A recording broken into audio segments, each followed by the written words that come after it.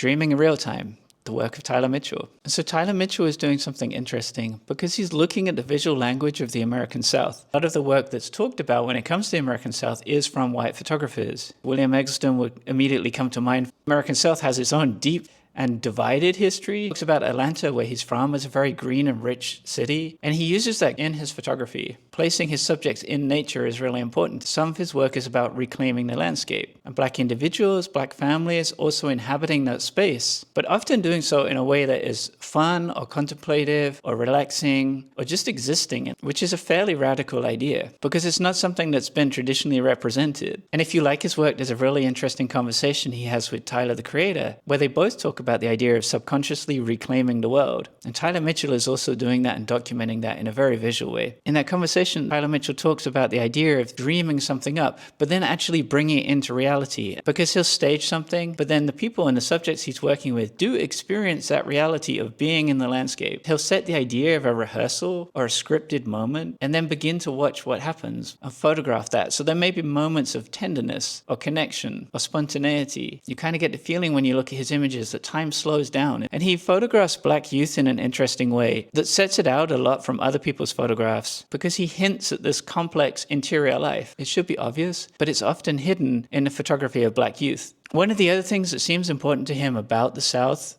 is the idea that there's an etiquette, a politeness, a way of being, a sense of society that's quite formalized. There's a kind of flowery language, flamboyant visuals.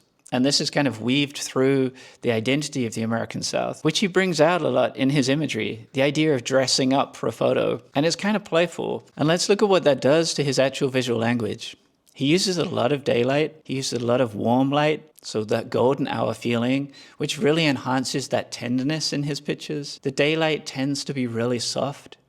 When I look at his images, I get a real sense of feeling of light and texture. The way that light falls across skin is really important. It comes forward a lot. Or the way that light falls across fabric. He uses a lot of draping as a backdrop or as the clothes he's actually photographing. And the way the light moves across that really sets his work out. I really love some of his more staged images. I think the intimate, tender images are beautiful, but the really staged ones of figures in landscape are awesome. Another aspect is his really intense portraiture. I say intense in as much as he gives the subject space. They inhabit the frame themselves. They're not dominant in the way that they are forceful within the picture, but again, it's kind of contemplative. I still get a feeling of a tenderness or strength of the people that he's photographing. And the softness of light really helps that. Obviously, he has beautiful use of color. He talks in some places about his love of film and shooting on 35mm and shooting on smaller cameras. But what's really interesting to me is how much his work has evolved. Not just film, but the idea of installations that he's doing, how you can change the meaning of a photograph by how you place it within a space. There's a real depth to his photographs, even though they work super well on a really surface level of being really well constructed and well composed.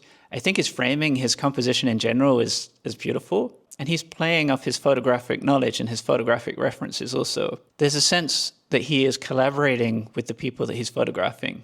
Sometimes you can look at a person's photographs and think, well, they were really directing, and there gets a sense of the subject being lost. But he provides space for the person. So his work is about taking these idealized American moments, but finding real joy in them, finding comfort and contemplative moments, and finding tenderness, and using natural light and strong colors to really bring that forward. It's really exciting, interesting work, and he talks about it in a beautiful way. So yeah, Dreaming in Real Time, the work of Tyler Mitchell.